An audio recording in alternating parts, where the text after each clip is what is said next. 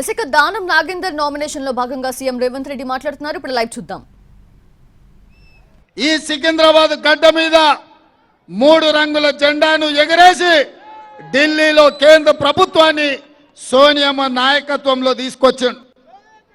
మళ్ళీ 20 ఏళ్ల తర్వాత 2024లో అదే సోనియమ్మ నాయకత్వంలో ఆనాటి రోజులను పునరావృతం చేయడానికి ఈ సికింద్రాబాద్ గడ్డ మీద దానం నాగేందర్ 3 రంగుల జెండా ఎగరేసి మళ్ళీ కేంద్రంలో ప్రభుత్వం రాబోతుంది. ఇది ఒక గొప్ప సంకేతం. ఇవాళ మీ అందరి హాజరు చూస్తే మిత్రులారా, ఆనాటి పి శివశంకర్ నుంచి మొదలు పెడితే పెద్దలు అంజయ్య వరకు మర్రి చెన్నారెడ్డి వరకు ఈ ప్రాంతం నుంచి నాయకత్వం వహించి ఈ సికింద్రాబాద్ ప్రాంతం, ఈ నగరం, ఈ జంట నగరాలు కాంగ్రెస్ పార్టీకి అండగా నిలబడి జాతీయ రాజకీయాలలో అత్యంత క్రియాశీలక పాత్ర పోషించారు. అంజన్ కుమార్ యాదవ్ గారు 2004, 2009 గెలిచిన అనుకోని పరిస్థితుల వల్ల ఆనాడు వారు మంత్రి కాలేకపోయినరు.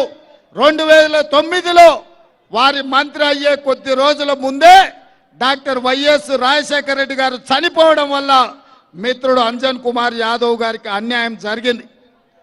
ఎప్పుడైనా సికింద్రాబాద్ నుంచి ఏ పార్టీ గెలుస్తుందో ఆ పార్టీ అధికారంలోకి వచ్చిన చరిత్ర ఈ సికింద్రాబాద్కు ఉన్నది. అందుకే ఆ నమ్మకంతో, ఆ విశ్వాసంతో, మాంకాలమ్మ ఆశీర్వాదంతో ఖచ్చితంగా సికింద్రాబాద్లో కాంగ్రెస్ పార్టీ గెలవబోతుంది. కేంద్రంలో మన ప్రభుత్వం రాబోతుంది. దానం నాగేందర్ కేంద్ర ప్రభుత్వంలో అత్యంత కీలకమైన భూమిక పోషించబోతున్నాడు. నాది బాధ్యత, సికింద్రాబాద్ నుంచి గెలిపించే బాధ్యత మీది. ఢిల్లీలో పెద్ద బాధ్యత ఇప్పించే బాధ్యత నాది అని చెప్పి నేను ఈ సందర్భంగా తెలియజేస్తున్నా. మిత్రులారా, ఆనాడు దత్తాత్రేయ గారు గెలిచిన మంత్రి అయినరు, ఈనాడు కిషన్ రెడ్డి గారు గెలిచిన మంత్రి అయినరు. నేను అడుగుతున్నా, భారతీయ జనతా పార్టీ గెలిచినప్పుడు మంత్రి అయితే ఈ హైదరాబాద్ నగరానికి, ఈ సికింద్రాబాద్ నగరానికి తెచ్చింది ఏంది అని నేను అడుగుతున్నా. 2021లో వరదలు వస్తే ఈ ప్రాంతం అంతా మూసి లోతట్టు ప్రాంతం మునిగిపోతే ఏ కుటుంబాలు కూడా, లక్షలాది కుటుంబాలు నిరాశ్రయులు అయిపోయి ఇండ్లు మునిగిపోతే కిషన్ రెడ్డి గారు చిల్లి గవ్వ కూడా తీసుకురాలే. ఆనాడు హోంశాఖ మంత్రిగా డిజాస్టర్ మేనేజ్మెంట్ ఆయన చేతిలో ఉన్న సికింద్రాబాద్కు చిల్లి గవ్వ దేలే.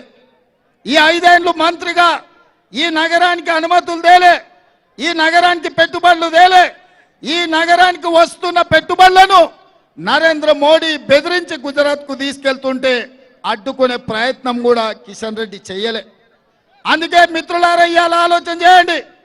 ఈ జంట నగరాలలో మెట్రో రైలు ఉందంటే ఆనాడు రాజశేఖర రెడ్డి గారు ఉన్నప్పుడు జైపాల్ రెడ్డి గారు కేంద్ర మంత్రిగా మెట్రో రైలు ఇస్తే ఇవాళ ఈ నగరంలో మెట్రో రైలు ఉన్నది.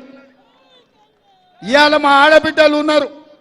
ఒకప్పుడు ఈ నగరంలో తాగడానికి నీళ్లు లేకపోతే పెద్దలు పి జనార్దన్ రెడ్డి గారు, దానం నాగేందర్ గారు, అంజన్ కుమార్ యాదవ్ గారు సెక్రటేరియట్ ముందల ఎప్పుడు ఖాళీ కుండల ప్రదర్శన చేసి కొట్లాడి కృష్ణానది జలాలను హైదరాబాద్కి తేవడమే కాదు, గోదావరి జలాలను కూడా హైదరాబాద్ నగరానికి నీళ్లు తీసుకొచ్చి ఈ దాహార్తిని తీర్చింది కాంగ్రెస్ పార్టీ.